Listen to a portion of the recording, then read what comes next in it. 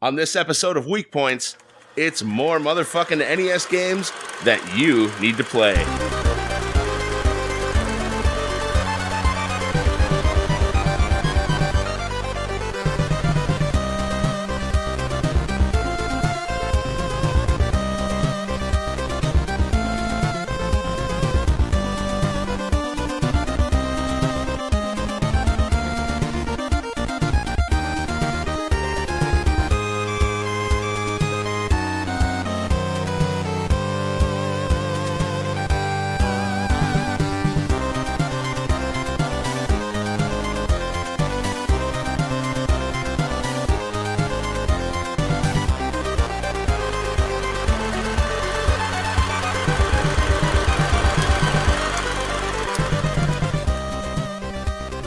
What is up, Internet? It's Tony, back in the studio, all by my lonesome, and I'm here to deliver to you another batch of NES games that you need to play that did not get enough love, that just, kind of flew under the radar. The first game I want to talk about is Adventure Island 3. This is a game developed by Now Production and published by Hudson Soft. This was co-opted from a Sega property called Wonder Boy, and all they did was pretty much remask this game into something that could put onto a Nintendo system and market, because Sega was in direct competition with Nintendo at the time. Anyway, you play as Master Higgins. This is a platformer. You jump in the air to gather fruit, which in turn adds to your stamina bar, and the more stamina you have, the more time that you can jump around and be alive. But yeah, this time around you have 5 dinosaur pals, you have an inventory system, which is different from the original Adventure Island. This game kicks ass. There's lots of different stages, the music is good, and it's an overall great game. Arkanoid. This game was developed by Taito and Atlas? Wow, I didn't know Atlas spanned back that far. This is a breakout style of game. Basically, you control a paddle at the bottom of the screen, and you are trying to get a ball to break all the bricks and not let it escape the bottom of the screen, if that makes sense. If you've played Pong, then you know exactly what this is. But the great thing about Arkanoid is that it features power-ups, and that is what makes this game absolutely great. Plus, it's shipped with a special controller. I think it might be one of the first special controllers on the NES. It was a dial-type controller, so you could have exact movement of the VOWs. That's VOUS. It's your ship at the bottom of the screen, the paddle, basically. The power-ups, you can elongate your VOWs, you can shoot lasers from it, you can skip different stages with certain power-ups. There's lots of different things to do, and it is a ton of fun. A game you definitely should play.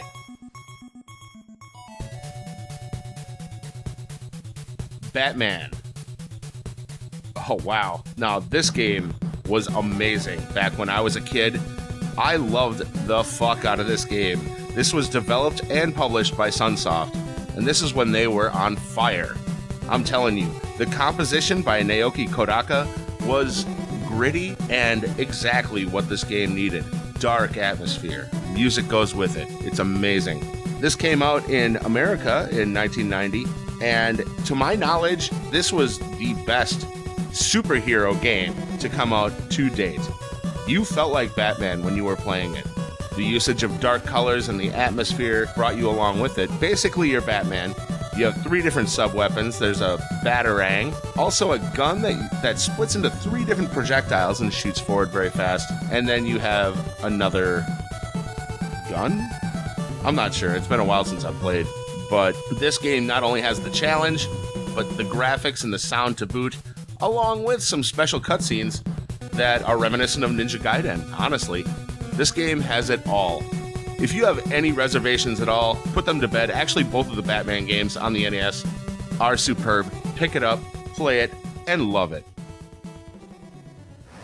This next game never gets into any countdowns or lists or best ofs, and that is Castle of Dragon. It was developed by Athena and published by Sega Corporation. This game is, oh man, how do you explain it? It's kind of an RPG/platformer. You basically take control of the titular character, which is a generic knight, and you need to find different parts of armor and different weapons to progress your way through the game. There is some tricky platforming in there, but to me personally, this game really made an impact on me when I was a kid. The graphics were insane. Some of the graphics I've never believed that the NES could do. There were some mirror images and just some neat tricks that happened in this game that I was like, wow, this is crazy. And I've never seen it repeated on the NES. The game is actually relatively short.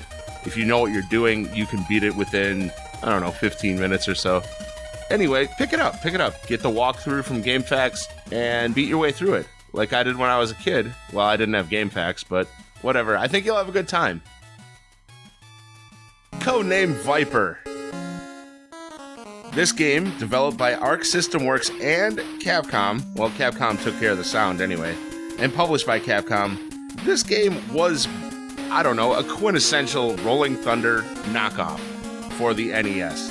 It played the same. You go into doors to free refugees or prisoners and increase ammo just like Rolling Thunder. A lot of the game does actually, it's just basically a knockoff of Rolling Thunder, and there's nothing wrong with that. Rolling Thunder was an awesome game. You play the role of Kenny Smith, codename Viper, but you do go across South America, 7 different spots, 7 different stages, and you have to rescue a missing agent in each one of the hideouts that they have in South America. But this game kicks ass. The controls are spot on. And if you want something that is similar to Rolling Thunder, that actually, in my opinion, plays better than Rolling Thunder on the NES, you gotta pick this up. It's that good. Gauntlet! Holy shit! Gauntlet on the NES. Okay, so let's kind of rewind back to the time of when Gauntlet was released on the NES. The NES didn't have the power to really accurately depict what Gauntlet was in the arcades, which was a powerhouse behemoth of a game. You traverse a bunch of levels with up to 3 other people. It was a 4-player simultaneous game. You can play as the warrior, the Valkyrie, the elf, or the wizard. Of course, the wizard is best at magic, the warrior is best at fighting skill, and the elf is the speediest out of them. The Valkyrie is kind of like, that's your all-around character right there. Anyways, when Tengen brought it over to the NES, they decided to make a completely original game while still having all of the core components of Gauntlet. So this was great. There were 100 levels that you could take on in the NES port of this game. You are trying to go through 5 worlds: castle, forest, water, volcano, and caverns. And I think there's an invisible level in there as well. But you're trying to get treasures to up your stamina or hit points. You are also trying to get clues. If you get all of these clues, only then do you get the best ending. This version of Gauntlet is a must-own. This version was way better than Gauntlet 2 that came out later in the NES's life, in my opinion. You had to think through it, you had to gather all of the clues to get the appropriate ending and the last stages. Oh, it's a wonderful game.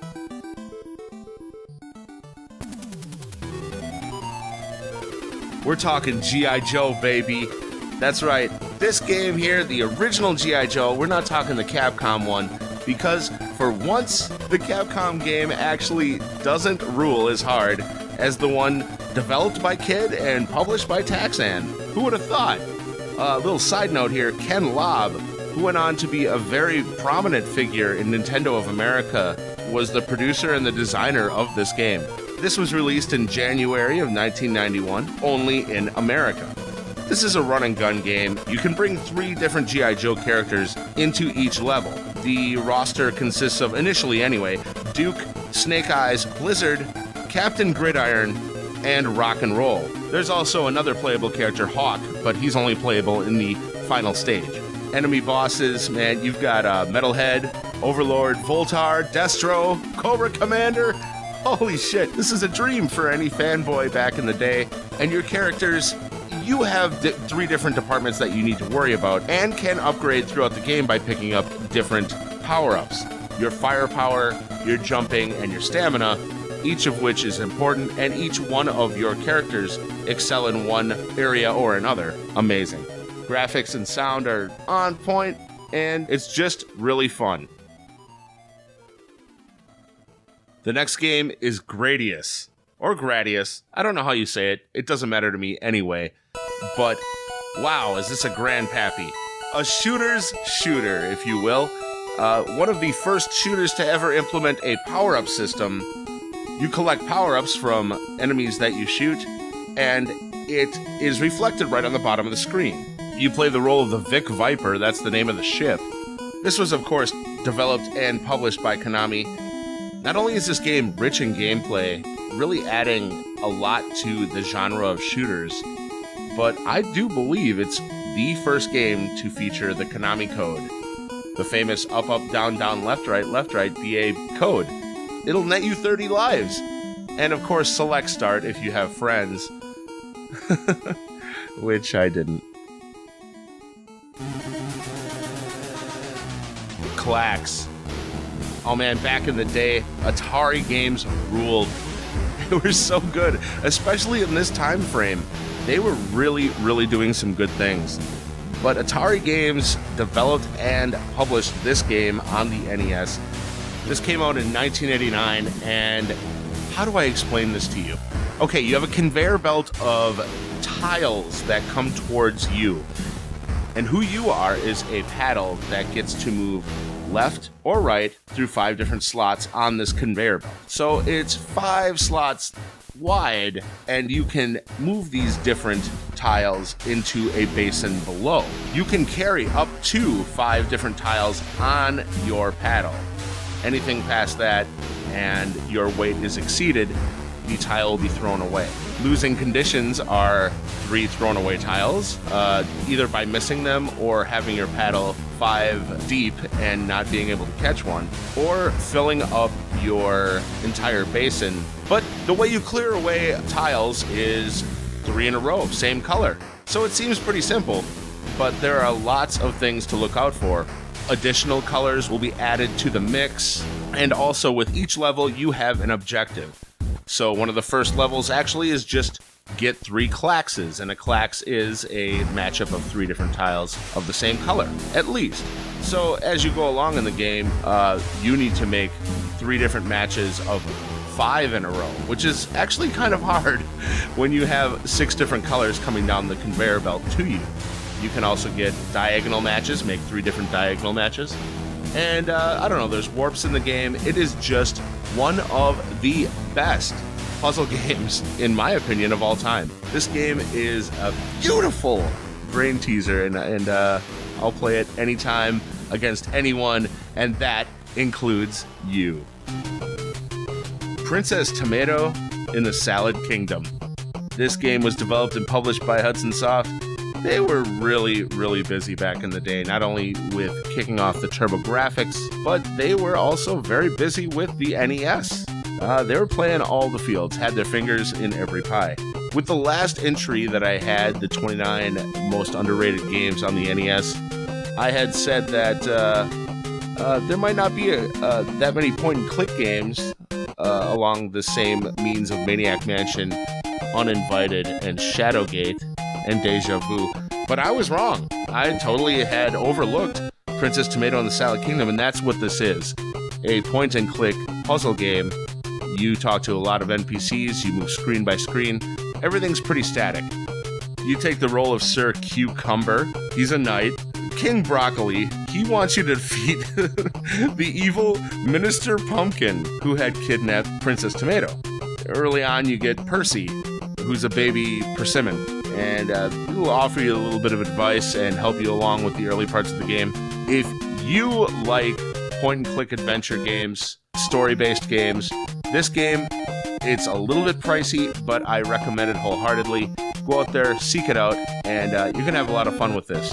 Don't go to GameFAQs unless you're really stumped. Believe me, you're going to get a lot of enjoyment out of this game.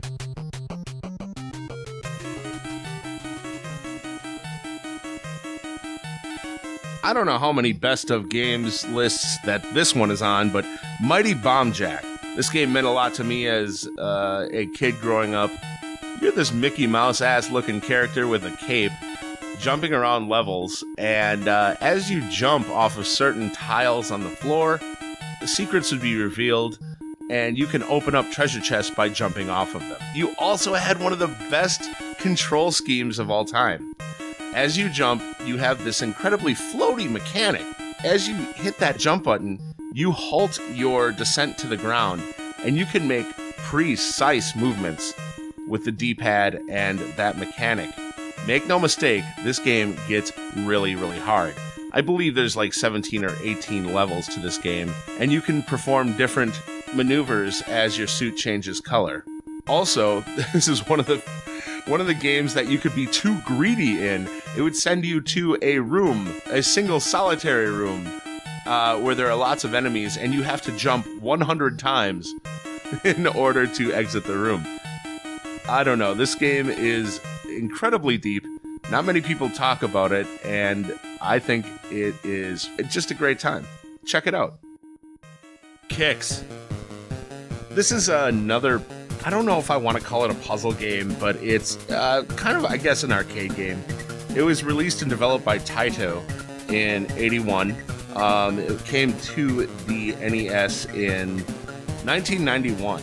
So a little bit late for such a plain-looking game, but where it does look plain, actually, in the graphics department, and especially in the sound department, the gameplay is there in spades.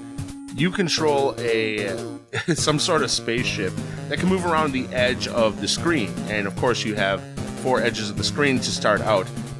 As you launch from one of the sides of the stage, you carry with you, behind you, it's kind of like you're drawing with a pen. And if you complete it with another part of the stage, you would complete a square. That square is then filled in and is treated like, I don't know, one of the boundaries of the stage. Your mission, therefore, after that, is to fill up 75% of the stage without being caught by one of the enemies. There's an enemy that patrols around the perimeter of the stage, and that includes the boxes that you filled in. And there's also the kicks itself that is kind of like, oh God, how would I explain this? If you take, if you look at your phone and you see the bars, like if you have full bars, the kicks kind of looks like that, but it morphs. And it's kind of like a slinky. If your bars on your phone were a slinky, it would morph. One moment it would be very sluggish. The next moment it would span the entire length of the screen in just a second. You can get caught by this kicks if you're not trying to complete a box, trying to fill it in, or by one of the other enemies that roam the stage. This game is incredibly addictive. If you have not tried this motherfucker, you need to try this motherfucker.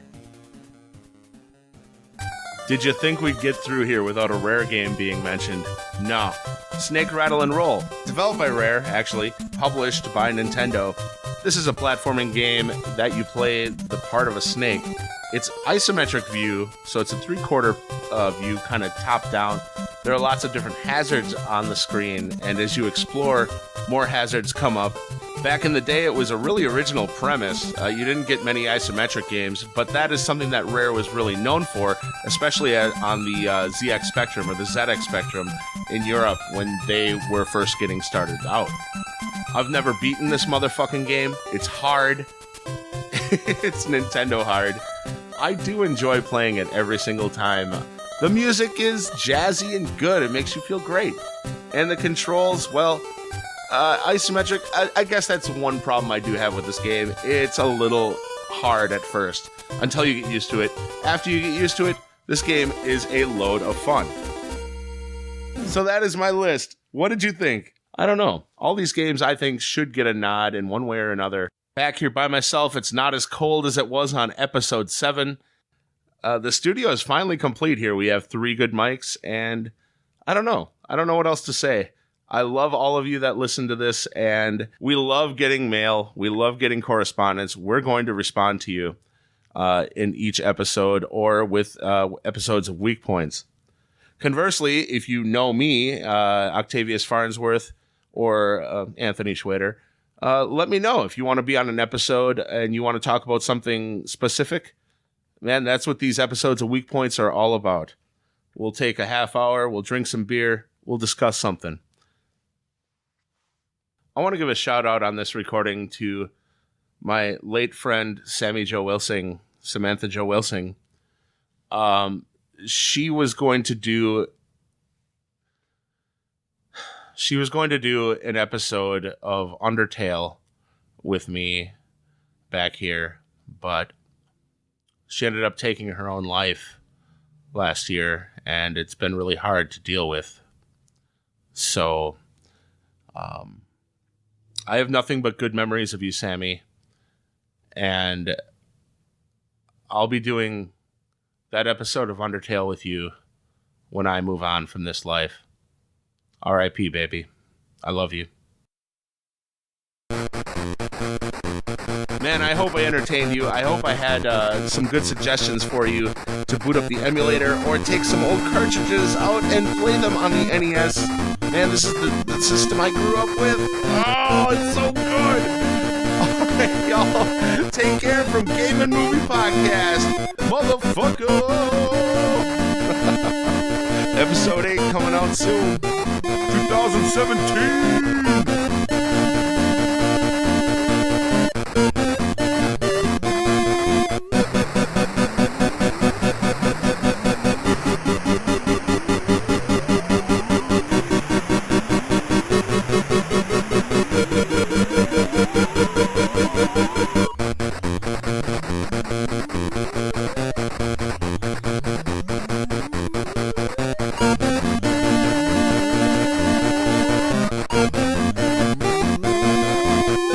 It's not gonna be cold forever.